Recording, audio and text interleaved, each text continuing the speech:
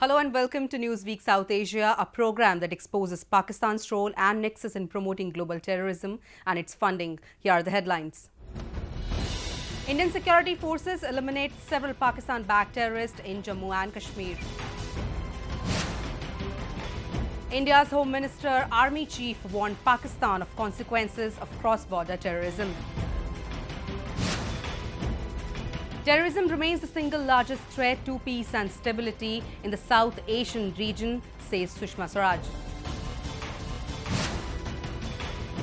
Country report on terrorism exposes Pakistan terror plots against India, Afghanistan.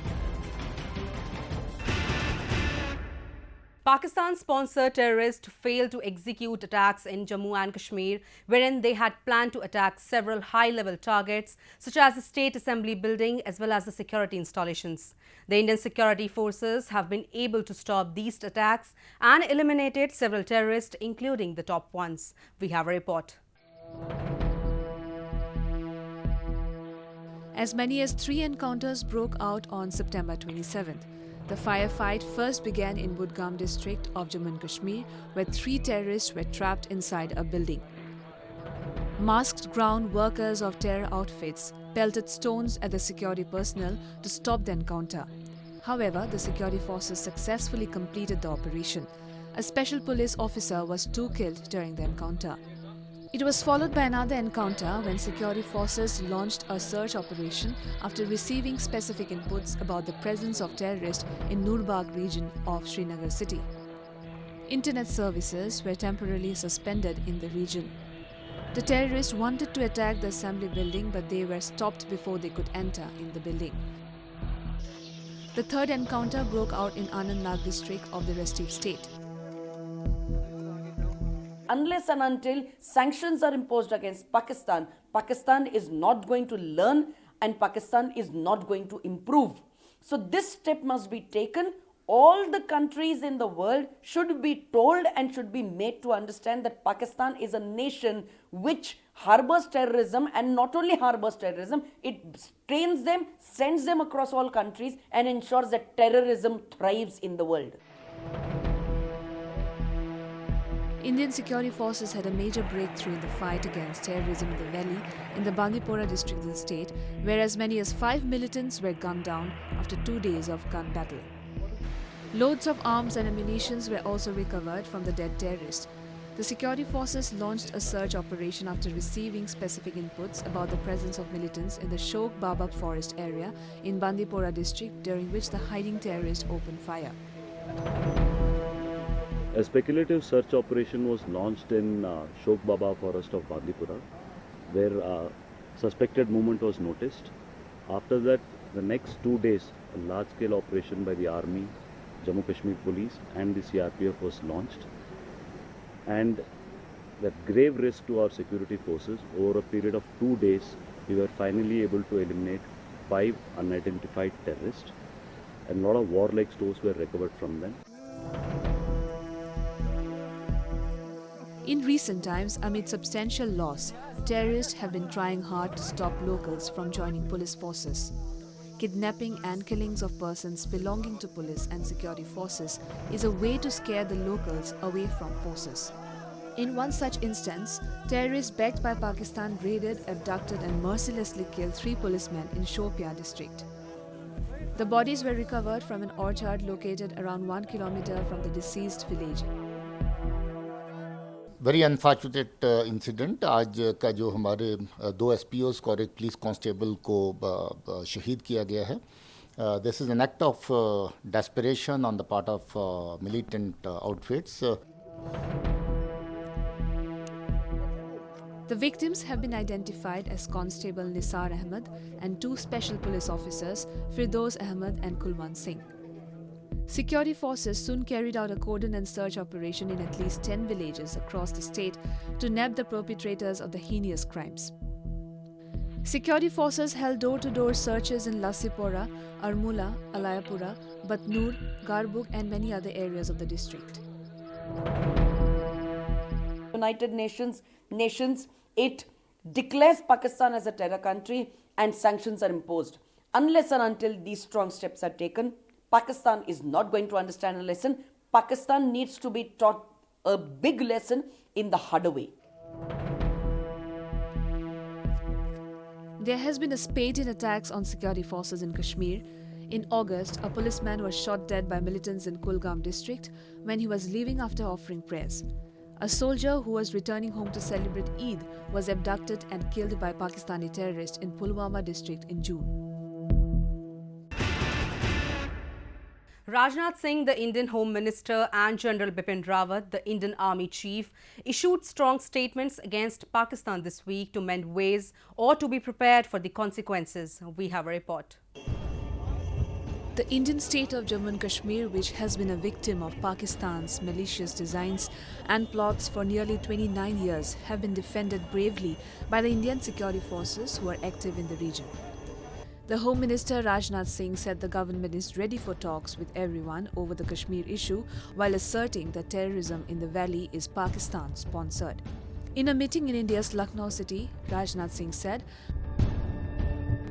पहले भी मैंने कहा है कि वहां जो भी बात करना चाहता है सभी के साथ हम लोग बात करने को तैयार हैं, पहले भी कहा है। और उसके अतिरिक्त जहां तक आतंकवादी गतिविधियों का प्रश्न है, हमारी आर्मी, हमारी पैरामिलिट्री फोर्सेज जिन्हें सीएपीएफ कहते हैं, सेंट्रल आर्म पुलिस फोर्स और जम्मू कश्मीर पुलिस, इन तीनों के बीच म्यूचुअल कोऑर्डिनेशन बहुत ही अच्छा है और वो अपना काम कर रही हैं। और मैं यह भी कहना चाहूंगा, जो भी टेररिज्म है कश्मीर का, वो पूरी तरह से पाकिस्तान स्पॉन्सर्ड है। ये कहने में मुझे रंज मात्र संकोच नहीं है। Terror groups backed by the Pakistan Army have set up new launching pads along the line of control in Pakistan-occupied Kashmir region. According to intelligence sources, as many as 250 terrorists are waiting across the border to infiltrate into India. Among the 8 new launch pads are those in Lipa Valley, one of the 2 strategic locations that were destroyed by the Indian Army during the surgical strikes that took place in September 2016. Indian intel had earlier come to the conclusion that camps hit by the surgical strikes were again becoming active. Of the 27 launch pads operated by terrorists, Lashkar-e-Toiba is concentrated in Lipa, Chakoti, Barakot, Shardi, while the Hizbul Mujahideen has had camps set up in the forward Katwa area of POK. In view of the current situation in Jammu and Kashmir, the Indian Army Chief General Bipin Rawat expressed a need to conduct another surgical strike across the LOC. The Parakaram Parv falls on the 29th of September. It is also one such victory, like the Hafa victory, which our troops were very successfully able to achieve. The task that they had set out on was carried out in a very successful manner. We had attempted to destroy and eliminate some of those terrorists who were waiting across the line of control to carry out violence and bloodshed in our territory. And that was the aim of that operation. This operation was more of a message to the adversary that should they continue with such kind of operations, the Indian Army and the Indian Defence Forces have the capability to operate in such a manner even in the future. This statement comes on the eve of the second year of India's surgical strike, which triggered the imagination of the people, instilling a sense of pride in a nation. India and Indians have silently suffered the consequences of Pakistan's proxy war for nearly 4 decades as it continues to successfully wage a low-cost, high-effect war with impunity, resorting to their rhetoric nuclear weapons.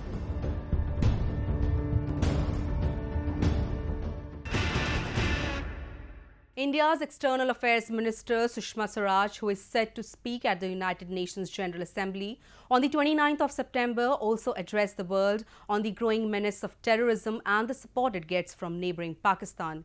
Newsweek South Asia has a report. The build-up to India's External Affairs Minister Sushma Swaraj's speech at the 73rd session of the United Nations General Assembly has started. Ahead of the EAM address, Sushma Swaraj addressed a meeting of the SAARC nations, which was also attended by her Pakistani counterpart, Shah Mahmood Qureshi. Swaraj attacked Pakistan as she said, the scourge of terrorism remains the single largest threat to peace and stability in the South Asian region, and it is necessary to eliminate the ecosystem of its support.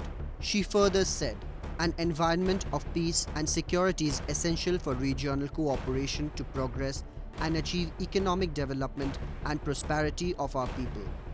The number of threats and incidents that endanger South Asia are on the rise.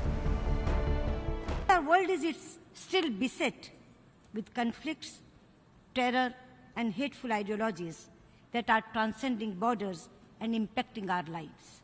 No one should be allowed to support terror or its perpetration. EAM Swaraj is busy meeting world leaders at the Peace Summit, where she is promoting the idea of conflicts, terror, and hateful ideologies that are transcending borders. India has been at the forefront of the United Nations to call for an end to terrorism and especially to prevent member nations from supporting terror and terrorist organizations as a tool of foreign policy. Terror is a perennial threat. Terror will be addressed in strong terms in multiple fora. This is a goal that we have been pursuing since 1996, when India introduced a draft of the CCIT, which is the Global Convention to Combat Terror. Since then, the resonance has only increased. Yet, there are some who do not want to, for their own reasons, support such initiatives.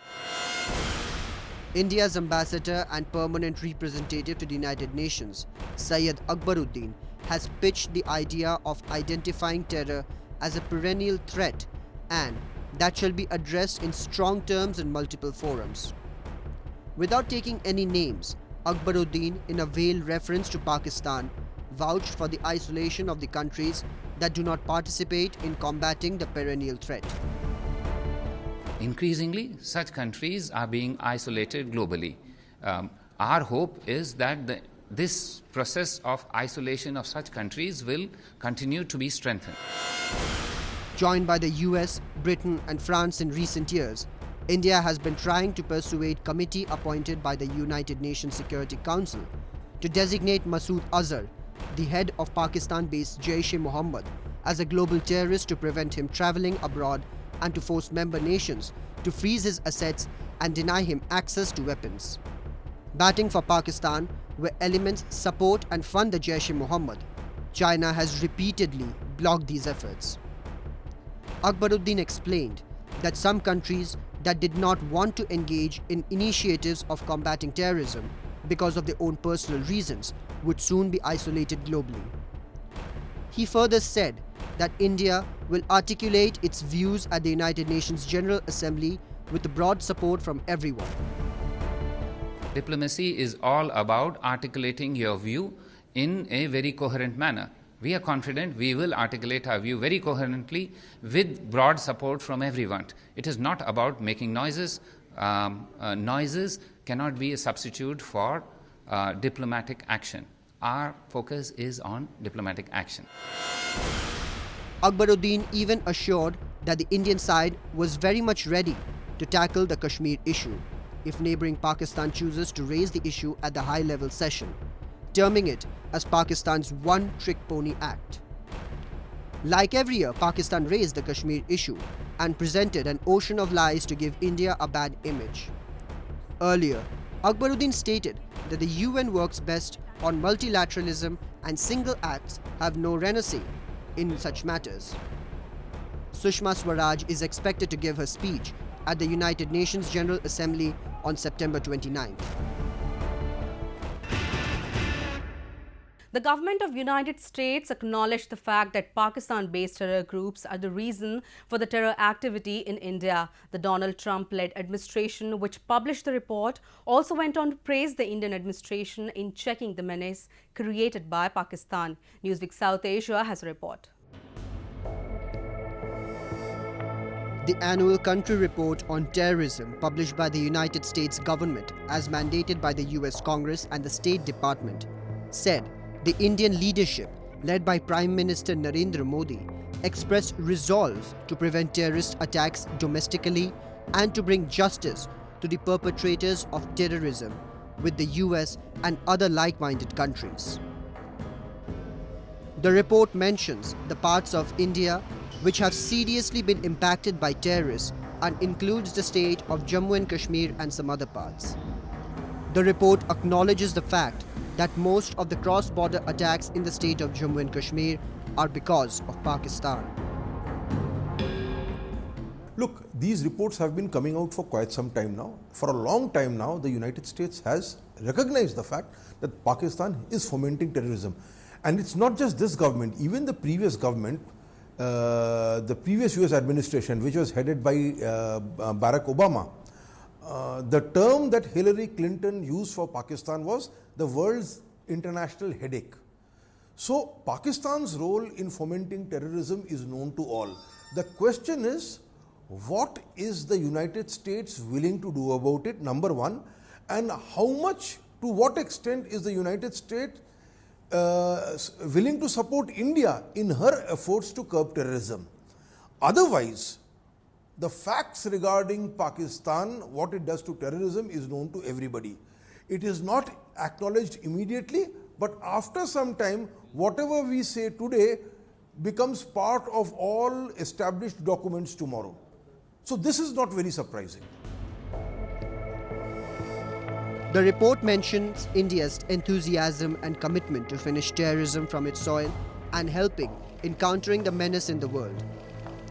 The report says India sought to deepen counter-terrorism cooperation and information sharing with the US, including through the first ever designation dialogue held in Delhi in December.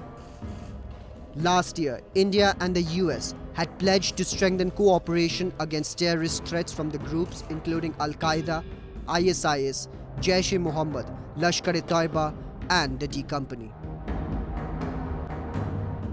The fact is the United States has reduced aid to Pakistan considerably. When it comes to declaring Pakistan a terrorist nation, then you have to do certain things which you have to carry this action through. It is my guess that the United States is not yet prepared to do what it takes to Pakistan if Pakistan is declared a terrorist nation. But my argument is, even without declaring Pakistan as a terrorist nation, in cooperation with India, in cooperation with the Republic of Afghanistan, the three countries together can do quite a lot. The report also cited an example of a significant counter-terrorism law enforcement action by India. It said the police arrested Jamaat-ud-Mujahideen Bangladesh leader Mohammad Idris from a hideout in Kolkata on March 8. Idris was allegedly involved in the July 2016 Holy Artisan Bakery attack in Bangladesh capital Dhaka. It is heartening to know that India's efforts in curbing terrorism have been praised. But what is important is basically to develop a longer term strategy. India and the United States have to come together in a structured manner and plan joint operations. Now, these joint operations need not necessarily be armed operations that violate Pakistan's sovereignty. For years now, both India and the United States NATO forces stationed in Afghanistan suffered due to Pakistan's continuous ploys of causing troubles to both its neighbors. In Afghanistan, the state is witnessing continuous bomb blasts and terrorist attacks because of the terror organizations like the Haqqani Network, Taliban and the Islamic States, which has its territory and base in Pakistan. On the other hand, terrorists responsible for the attacks in Mumbai in 1993 and 2008 live freely in Karachi and Lahore in their lavish bungalows. Pakistan also continues to support and sponsor infiltration on the Indian soil to carry out terror activities.